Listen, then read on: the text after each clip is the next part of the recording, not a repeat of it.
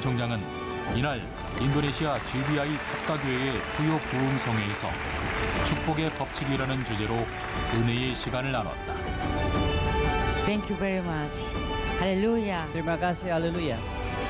I'm so glad to see you, Pastor Hani, and member of the GBI Tapka Batam, Indonesia.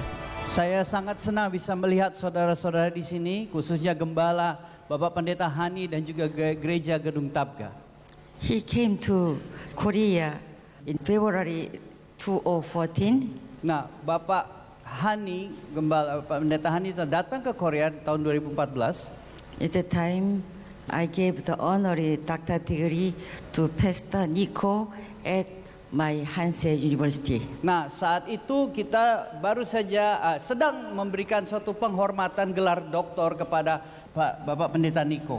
So I'm so glad to see you here Jadi saya again. senang untuk bisa melihat saudara dan khususnya Gembala saudara. Apakah baru? 안녕하세요.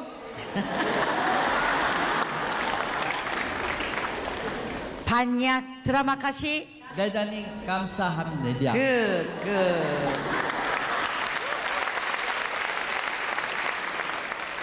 When I see you, this church, then I can feel that this church is full of the God's love and full with the Holy Spirit. Dan saya percaya bahwa gereja saudara ini penuh kasih dan juga penuh kuasa Roh Kudus. And I thought that your pastor is a wonderful pastor. Dan gembala saudara adalah seorang gembala yang luar biasa bagi gereja ini. Yeah, please stand up. Silakan berdiri, Bapak Pendeta Hani. Yeah, wonderful preacher. Orangnya luar biasa. And his wife too. Dan juga istrinya, Ibu It's Gembala. very important that pastor is good, but wife is good. It's very important. Nah, jadi kalau gembala pendeta itu bagus, ya itu bagus. Tapi kalau ibu gembalanya bagus juga, wah itu sangat-sangat bagus.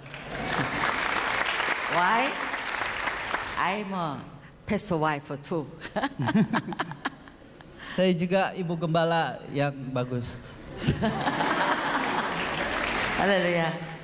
So, may God overflowing blessing and the wonderful love be with everyone here in today's service. Dan biarlah kasih karunia urapan Tuhan akan mengalir di gereja ini malam hari ini. I hope you can be blessed and bless the person, bless the church members. Supaya mudah-mudahan saudara juga jemaat yang diberkati dan diurapi Tuhan. In the Bible study, the story about the blessing. Alkitab Tuhan mengajarkan kita tentang hukum berkat. In Genesis, which is the first book of the Bible. Dan di dalam kitab Kejadian, di mana itu adalah berkat pertama kali yang Tuhan ajarkan. After God created Adam and Eve. Nah, ketika Tuhan menciptakan Adam dan Hawa, God first gave blessing to them. dan Allah memberkati mereka setelah Allah menciptakan mereka. Genesis 1:28. Allah memberkati mereka, lalu Allah berfirman kepada mereka, beranak cuculah dan bertambah banyak, penuhilah bumi dan taklukkanlah itu, berkuasalah atas ikan-ikan di laut dan burung-burung di udara dan atas segala binatang yang merayap di bumi. God also promised to give His wonderful blessing to us, the children of God. Allah juga berjanji untuk memberkati umat-umatnya, kita semua sebagai anak-anak Allah. Therefore, our good God is the God of blessing. Maka dari itu Allah kita adalah Allah yang memberkati. So, we must know that how to receive God's blessing. Tapi kita juga harus tahu bagaimananya caranya kita bisa menerima berkat Tuhan.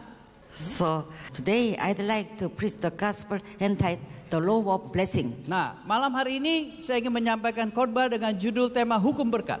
Number one, the law of the sowing, the reaping. Jadi hukum yang pertama dari Psalm 1-6 and the 5-6. Nah, mari kita baca di dalam Mazmur 126.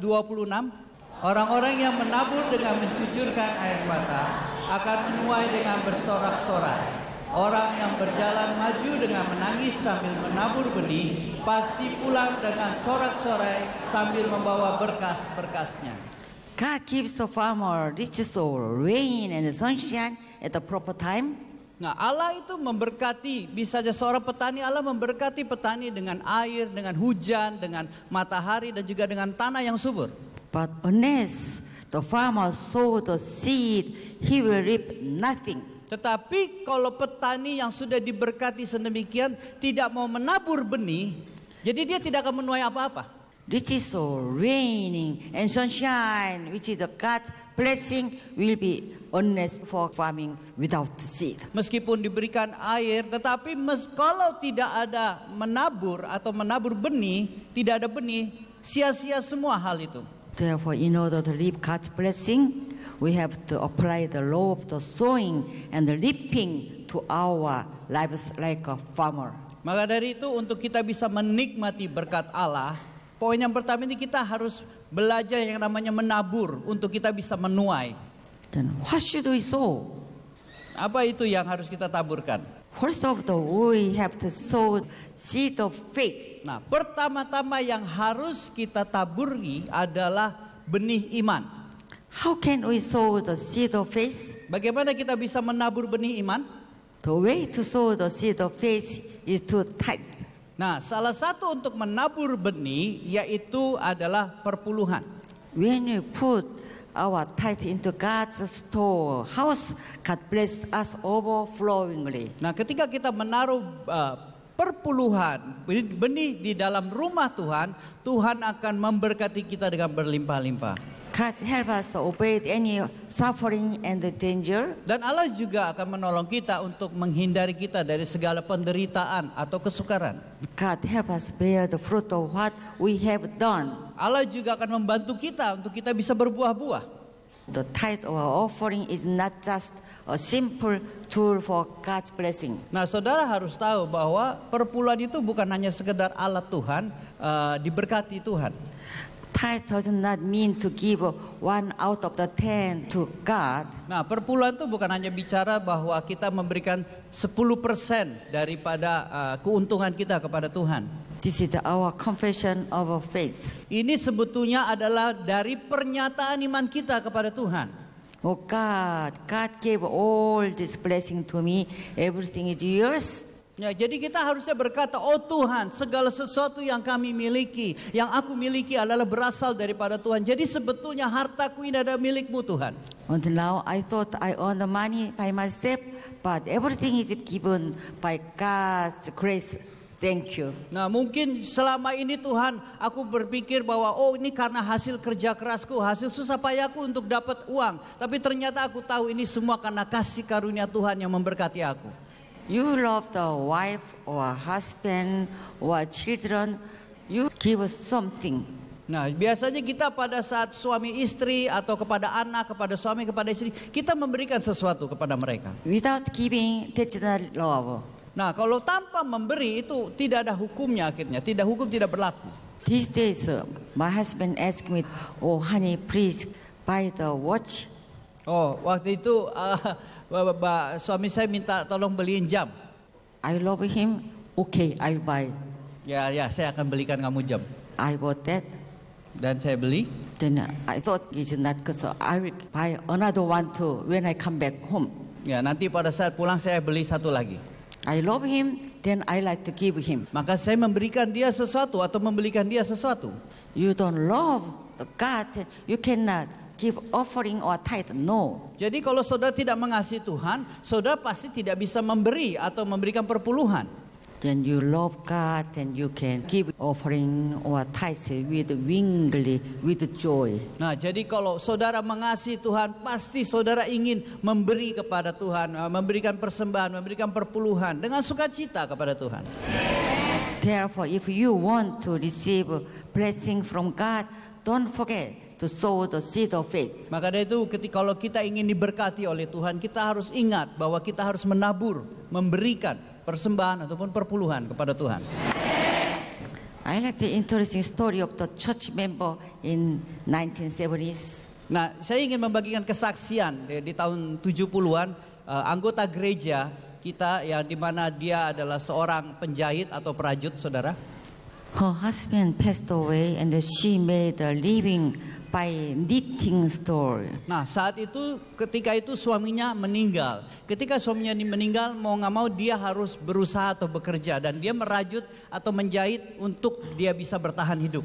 She was a good Christian, so he asked God for wisdom for her job in prayer and work very hard. Nah, dia ini seorang Kristen yang taat, saudara.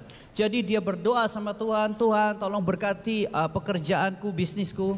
Then unfortunately, she didn't have enough money to buy the ball of wool. Tetapi sayangnya dia tuh tidak punya uang yang cukup untuk memulai usaha ini.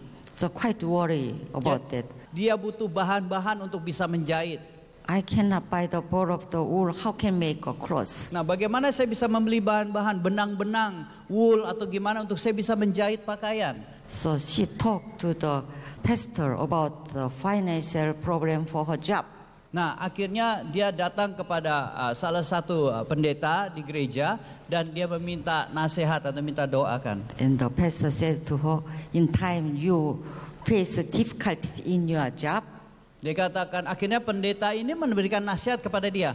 Di saat-saat kamu sedang mengalami kesulitan, khususnya kesulitan keuangan, if you give offering as the seed of faith to God with the thanks, then the great miracles will happen to you. Dikatakan kalau kamu ingin mendapatkan jawaban atas masalah, mendapatkan mujizat atas masalahmu, belajarlah untuk menabur, yaitu menabur sebagai benih iman, kata pendeta On ini. the day the pastor preached the message about the seed of faith. Nah, saat itu pun pendetanya sedang berkhotbah tentang benih iman. And she made her mind and offered the $10 in faith. Dan akhirnya dia membuat keputusan bahwa dia menabur $10 sebagai janji iman, benih iman dia. That $10 is not enough to buy all of the ball of the wool too. Nah, saudara tahu bahwa $10 pun itu sebetulnya tidak cukup untuk membeli bahan-bahan buat menjahit. But at the time in the 1970, for Tapi- her situation, $10 is not the small money. Tetapi di tahun 70-an, $10 itu juga bukan nilai yang kecil, saudara. Nilai yang cukup besar juga. On the next day, she met friends and market by chance. Besoknya dia pergi ke pasar dan tiba-tiba nggak sengaja ketemu dengan temannya.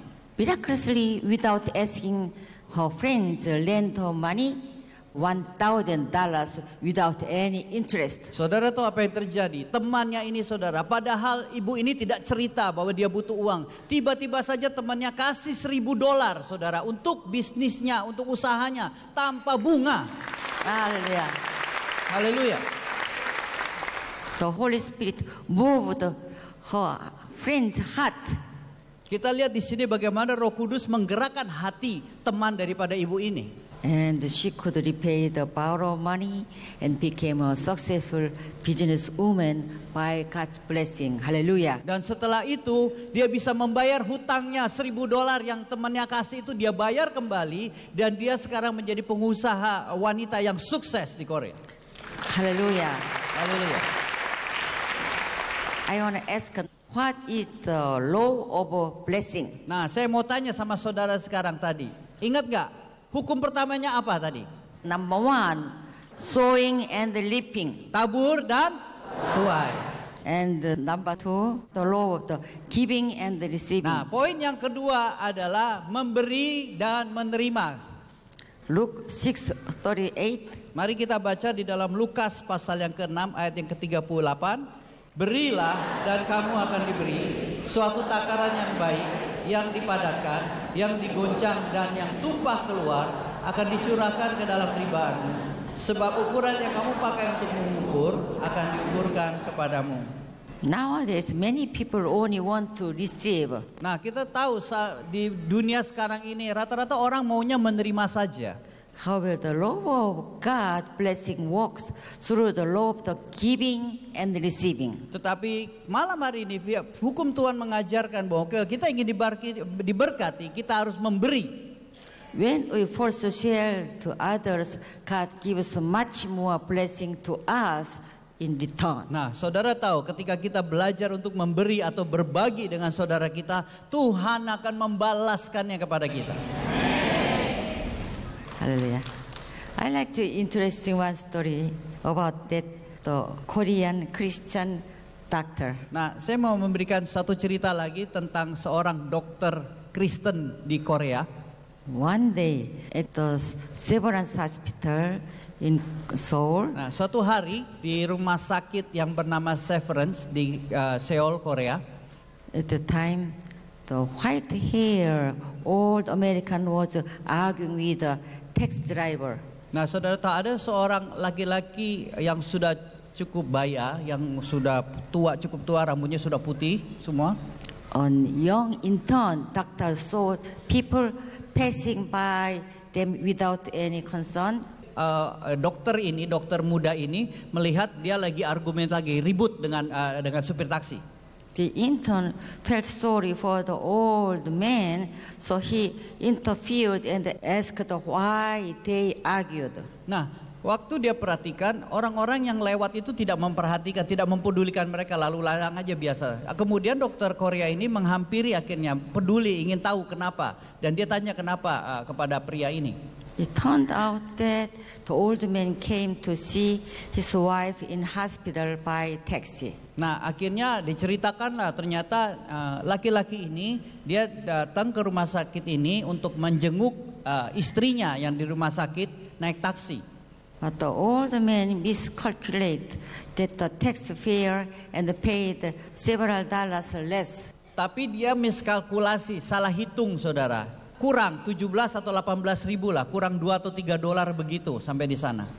The difference in the fare was not much, but miscommunication made them argue. Mereka miskomunikasi mungkin karena bahasanya saudara ya nggak mengerti satu dengan yang lain saudara. Akhirnya ketika ngomong nggak mengerti malah ribut dan makin marah. The young intern solved the problem to pay the money unpaid balance. Nah akhirnya dokter ini bilang ya sudahlah, terus akhirnya kekurangannya berapa? Yaudah sini saya bayar aja dah kekurangannya. Then old man said, "Thank you, give me your name card." Nah akhirnya bapak tua ini terima kasih sekali. Oh terima kasih dokter, terima kasih, tolong saya boleh nggak minta kartu namanya? Several years later, the international telegram came from America to the Christian intern. Nah setelah berapa tahun kemudian dokter ini nerima telegram dari Amerika. It's written the American man prosperity has been transferred to the intern. Ada suatu harta, suatu tanah yang sudah ditransferkan, diberikan kepada dokter Korea ini. The old man, the intern, to help with the payment of tax fare. Sama dokter waktu dulu itu. Jadi orang ini mentransferkan kekayaannya kepada dokter Korea ini. He was the owner of the farm and had no children. Nah, pertanian saudara, pertanian atau perkebunan, dan dia tidak punya keturunan, tidak punya anak. At his death, he remembered that the young intern in Korea. Dia mulai memikirkan tentang orang Korea, dokter Korea menolong dia ini. Then old man left his last will to give all of his prosperity to the Korean Christian intern. Nah, saudara tahu apa yang dia lakukan? Wasiat. Dia katakan seluruh harta saya berikan kepada dokter yang di Korea itu, saudara. Haleluya. Haleluya. This is a real story. Terus cerita yang betul-betul terjadi, saudara, bukan bohongan ini. A little kindness offered to the foreign visitors came up as an incredible blessing. Bagaimana saudara suatu tindakan kebaikan yang hanya sekecil itu saja, saudara, berapa dolar saja, tetapi akhirnya menjadikan suatu berkat yang luar biasa. Matthew 10:42. Mari kita baca di dalam Matius pasal yang ke-10. Dan barang siapa memberi air sejuk secangkir saja pun kepada salah seorang yang kecil ini, karena ia muridku, aku berkata kepadamu, sesungguhnya ia tidak akan kehilangan upahnya daripadanya. If you give a cup of water to someone who seems to have no relation to you or to be unimportant, Nah, kalau saudara memberikan secangkir air aja kepada seseorang yang mungkin orang yang nggak penting bagi saudara, orang yang nggak saudara anggap, dan saudara memberikan gelas secangkir ini, you will not lose a reward. Ingatlah saudara, saudara tidak akan kehilangan berkat saudara. Amen.